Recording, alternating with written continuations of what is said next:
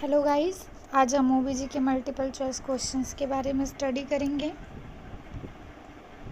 First question है, what is the reason for the golden colour of amniotic fluid. यानी कि amniotic fluid का जो गोल्डन कलर होता है समटाइम देखने को मिलता है, उसका रीज़न क्या है। पहला है RH इनकॉम्पैक्टिबिलिटी, नेक्स्ट है फीटल डिस्ट्रेस, नेक्स्ट है पोस्ट मेच्योरिटी, नेक्स्ट है इंट्रायूटेराइन डेथ। तो हमारा जो राइट आंसर है वो है RH इनकॉम्पैक्टिबिलिटी। यानी कि RH इनकॉम्पैक्टिबिलिटी की वजह से जो है गोल्डन कलर का एमनियोटिक फ्लूइड देखने को मिलता है। ओके, नेक्स्ट क्वेश्चन है question number 2, what is the meaning of endometriosis. Endometriosis का मतलब क्या होता है पूछ रहा है। फर्स्ट ऑप्शन है इन्फ्लेमेशन ऑफ द एंडोमेट्रियम। तो यहाँ पे टाइटिस वर्ड यूज़ नहीं किया गया है, इसलिए ये आंसर क्या है, गलत है। नेक्स्ट क्या है, एनलार्ज्ड एंडोमेट्रियम। नेक्स्ट क्या है, presence of functioning endometrium elsewhere in the body other than the uterine mucosa. Next है कार्सिनोमा ऑफ एंडोमेट्रियम। तो हमारा जो राइट आंसर है वो है presence of functioning endometrium elsewhere in the body other than the uterine mucosa. यानी uterine mucosa जो होता है उसके अलावा भी जो एंडोमेट्रियम है उसकी ग्रोथ हो जाती है। ठीक है, उसको हम क्या बोलते हैं, एंडोमेट्रियोसिस। नेक्स्ट क्वेश्चन है question number 3, What is the shape of uterus in multiple pregnancy?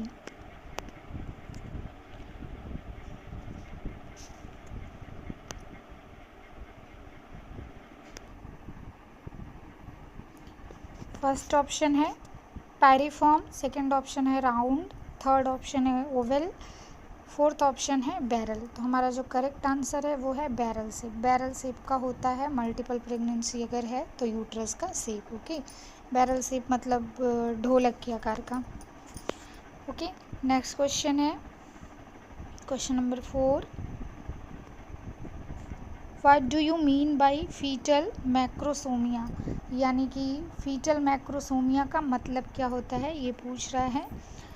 Birth weight less than 1.5 kg। अगर जो बेबी है, जो बेबी का वेट है जन्म के टाइम पे, बर्थ के टाइम पे, उसका जो वेट होता है वो 1.5 kg से कम है तो क्या वो मैक्रोसोमिया है। सेकंड ऑप्शन है large size head of the newborn.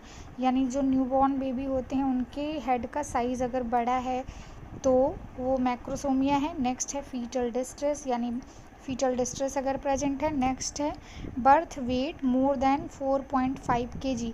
यानी कि जब बेबी डिलीवर होता है, बेबी का डिलीवरी होता है उस टाइम पे बेबी का बर्थ वेट जो है वो 4.5 kg से ज़्यादा होता है तो उसे हम मैक्रोसोमिया कहेंगे। तो इसमें से हमारा जो करेक्ट आंसर है वो है answer number D, fourth option सही ऑप्शन है। Okay, birth weight more than 4.5 kg, तब हम उसे क्या बोलेंगे, फीटल मैक्रोसोमिया। देखिए दो शब्द यहाँ पे यूज़ होता है, एक माइक्रोसोमिया एक मैक्रोसोमिया। माइक्रो मतलब यहाँ पे छोटा हो गया, मैक्रो मतलब क्या हो गया, बड़ा हो गया। ठीक है, या बड़ा मतलब ज़्यादा। ठीक है, तो अगर जो बर्थ वेट है वो 4.5 kg से ज़्यादा है तो उसे हम मैक्रोसोमिया कहेंगे। ओके, नेक्स्ट क्वेश्चन है क्वेश्चन नंबर 5,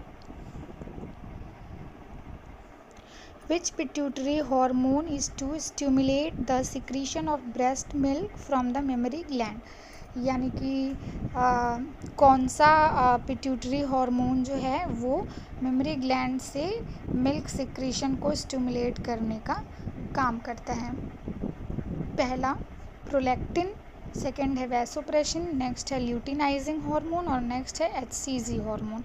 ठीक है, तो हमारा जो करेक्ट आंसर है वो है प्रोलैक्टिन। यानी कि जो प्रोलैक्टिन होता है वो मेमरी ग्लैंड में मेमरी ग्लैंड से जो ब्रेस्ट मिल्क होता है उसके सिक्रीशन को स्टिमुलेट करने का काम करता है।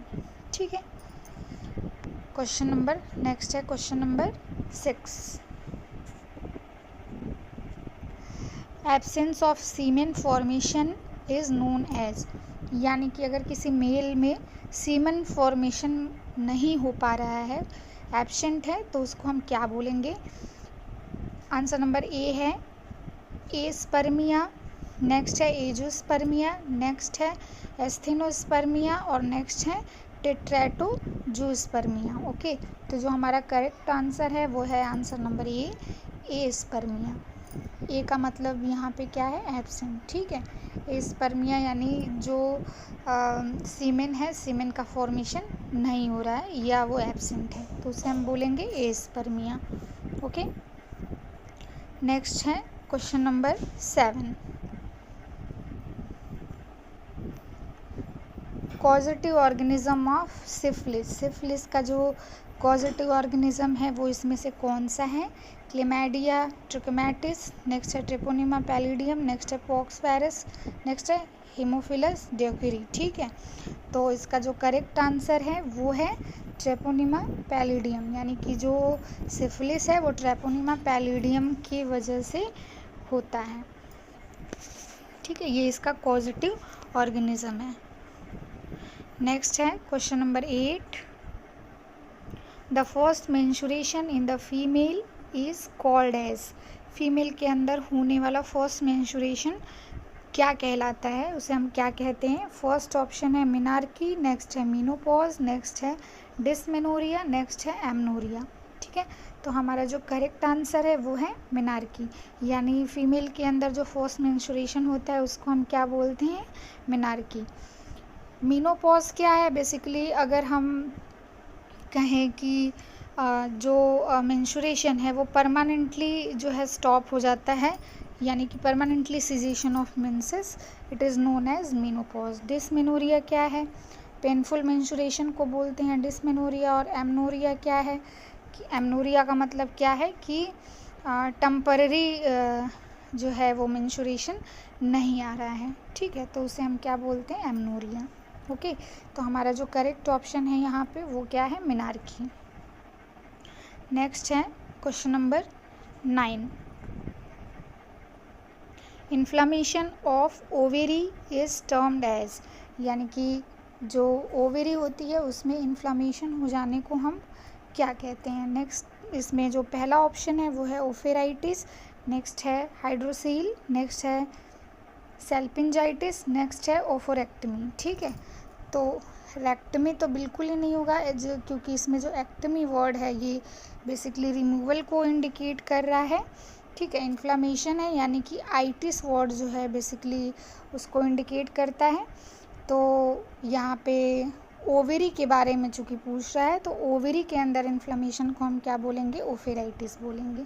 ठीक है, सेल्पिंजाइटिस जो है वो फेलोपियन ट्यूब के अंदर के इन्फ्लामेशन को कहते हैं, क्योंकि फेलोपियन ट्यूब को हम सेल्पिंजस के नाम से भी जानते हैं। ठीक है, तो उसमें इन्फ्लामेशन हो जाने को हम क्या बोलेंगे? सेल्पिंजाइटिस।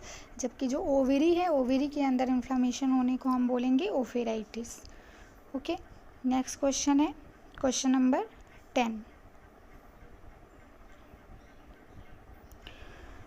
क्वेश्चन नंबर 10 है the condition in which there is spermatozoa are absent in the semen is termed as, यानी कि ऐसा कंडीशन जहाँ पे जो ऐसा नहीं है कि सीमेन बन ही नहीं रहा है, सीमेन बन रहा है लेकिन सीमेन के अंदर स्पर्मेटोजोआ क्या है? एब्सेंट है, स्पर्मेटोजोआ उसके अंदर नहीं है, तो हम उसको क्या बोलेंगे?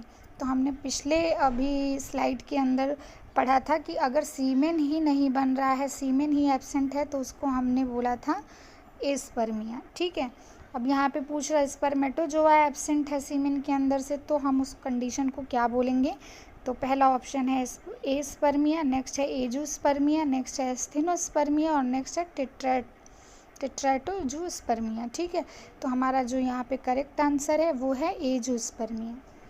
ठीक है, यानी स्पर्मेटोजोआ ना होना सीमेन के अंदर क्या कहलाता है? एजोस्पर्मिया। ओके, तो यहाँ पे हमने 10 मल्टीपल चॉइस क्वेश्चंस को सॉल्व किया। आई होप आपको ये वीडियो पसंद आया होगा। Thank you.